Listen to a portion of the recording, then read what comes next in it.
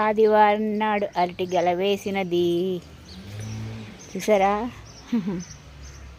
So చిన్నప్పుడు చదువుకున్నాం కదా, సోమవారం నాడు సుడి వేసి పెరిగినది, మంగళవారం నాడు మారాకు తొడిగినది, బుధవారం నాడు పొట్టి గెల వేసినది, గురువారం నాడు గుబిల్లో దాగింది, శుక్రవారం నాడు చూడగా పండింది, శనివారం నాడు గెల కోసి చకచక అందరూ అరటిపళ్ళు పంచుకోండి అంటూ చిన్నప్పుడు చదివాం, గుర్తుందా?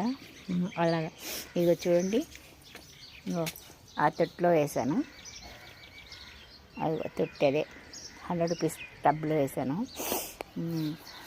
అస్మాను పిలకలు తీసేసేదానండి, ఇప్పుడు ఇది వచ్చాక పిలక ఉంచాను. మళ్ళీ ఇది ఎలా కోసేస్తాం కదా, పిలక కావాలని ఉంచాను. అదిగో వచ్చింది, ఇది పండు అరటి, ఇది పండు అరటి, అదేమో కాయ అరటి.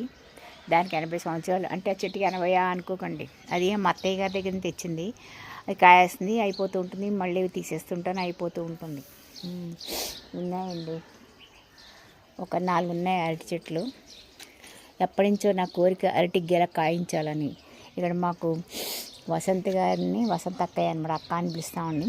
అక్కయ్య గారు చెప్పారు, అరటిపళ్ళు ఇది ఎలాగా ఇంత తొందరగా ఎలా వచ్చింది అంటే, మామూలుగా అసలు ఇది హైబ్రిడ్ అయితే తొందరగా వస్తుంటా. ప్లస్ దానికి నేనేం చేస్తానంటే అరటిపండు తొక్కలు, అరటిపండు గుజ్జు, అరటిపండు శుభ్రంగా బాగా పేస్ట్ చేసి బెల్లం వేసేసి 2 రోజుల నుంచి నీళ్ళు అన్నీ పోస్తుంటాను. మళ్ళీనేమో పొల్ల పెరుగు, నీమాయిలు పొల్ల పెరుగు కొడుతూ ఉంటాను, పురుగు అది పట్టకుండా. దీనికి ఎప్పుడు నేను చూడలేదు అనుకోండి పురుగు. వేరే చెట్లకు కూడా అలాగా కొడుతూ ఉంటాను. అది పొడుగు అవుతుందండి, అది పొడుగు వస్తుంది. ఇది పొట్టిదే ఇలా ఉండగానే కాసేస్తుంది. ఇది కూడా ఒక 2-3 నెలల్లో కాసేస్తుంది.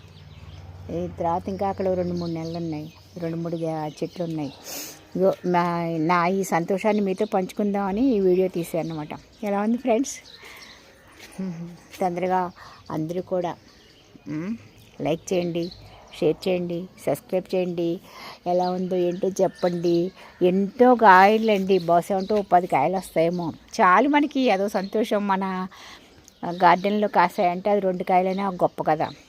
ఒక 10 కాయలు కూడా ఉండవు, ఎందుకంటే చిన్నది కదా చెట్టు, అందుకని. ఓకేనా? వసంత గారిని ఒక ఆవిడన్నారు, ఆవిడ బాగా కాయిస్తారు. ఇక ఆవిడే నాకు ఇన్స్పిరేషన్. ఓకేనా?